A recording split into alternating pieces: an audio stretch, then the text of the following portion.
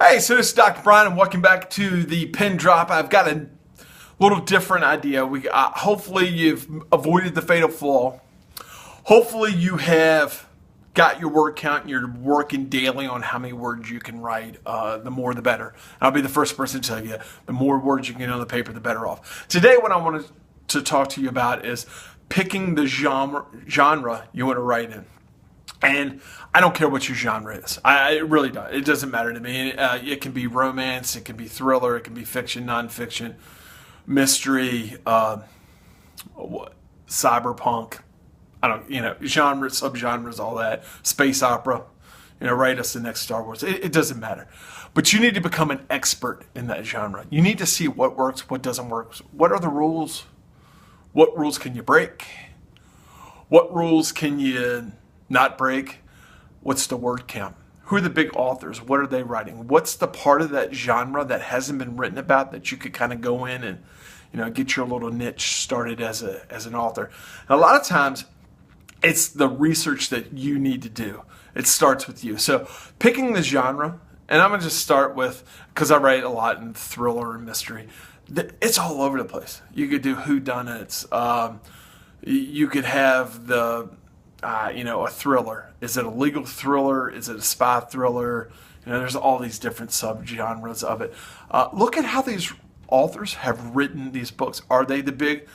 And again, you're going to have to dig around in your genre and your subgenre, but you'll see some of these authors, their chapters are no more than 750 pages because they're trying to get you hooked in and flipping pages and reading really quickly.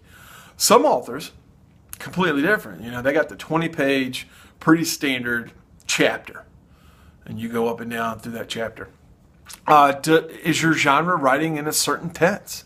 First person, third person, limited, omniscient. It's going to totally depend. You have the latitude to pick. I'm not saying you don't.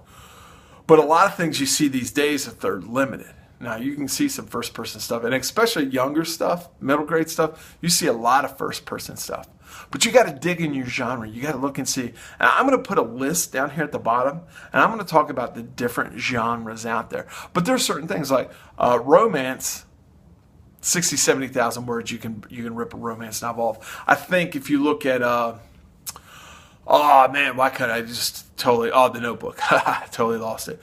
I think it's around 55,000 words.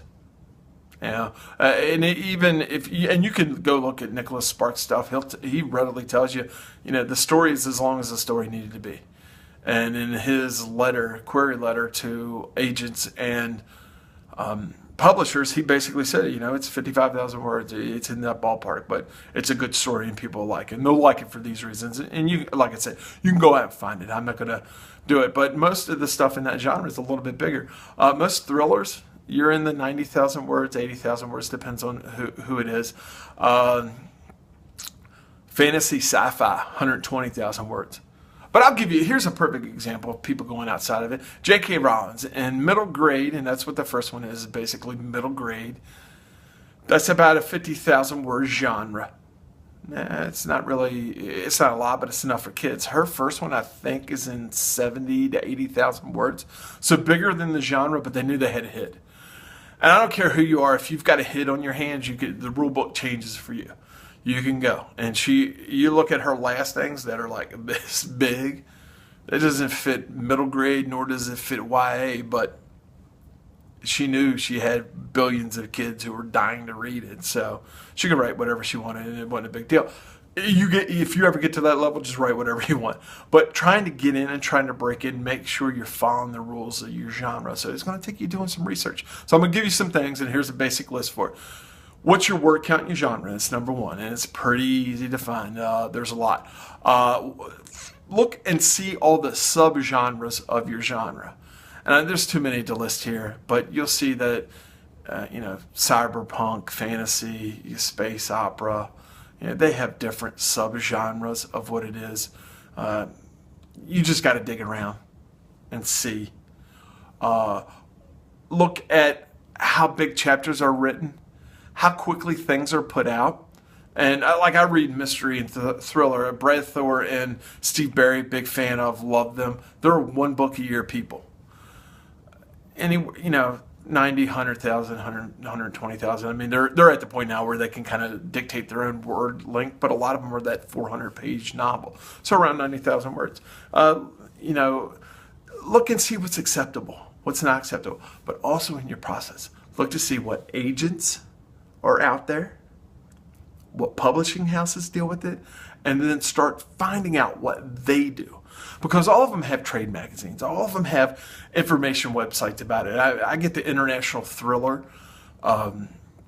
community sending me a newsletter once a month, and it tells you all the stuff that's going on in the International Thriller, who's being published, what their stories are about, what they're entertaining, who's all that. Because I write in that kind of genre. If you're writing in a different genre, go find out what they're putting out. And they are. And start learning what you can and what you can't do. Now, I'm going to put together a couple different things for this, and in particular, one of them is a worksheet. And with the worksheet is going to look at your genres, and I want you to look at them in the sense of who is the big author, who are the top 5 authors in that genre. And what I want you to do is start reading those people. And I don't want you reading them to copy them, because it's not the intent of this. But read them and see how they tell the story. And are there tricks and techniques that you can use or can't use?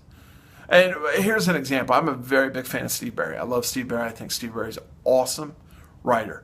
I've read everything he's put out, and I've met him a couple different times. I've also seen a lot of the videos that he's produced for YouTube and other like news channels. He'll tell you what works for him or doesn't. So you can kind of follow these people because they're readily out there. A lot of them are. You know, Stephen King, you know, if you're writing horror, Stephen King has videos all the time from different talks at colleges or different events where he has basically said. So you can find out what these people are doing. But genre, you got to know your genre. And I would say this: I don't write in one genre; I write in multiple. But it's better usually if you write in one genre. So again, Twitter. I don't use Facebook, so not Facebook. The Pen Drop at gmail.com. What else do we have? If you need beginner writer program, there's one down there. And then, hey, I'll see you in the next video.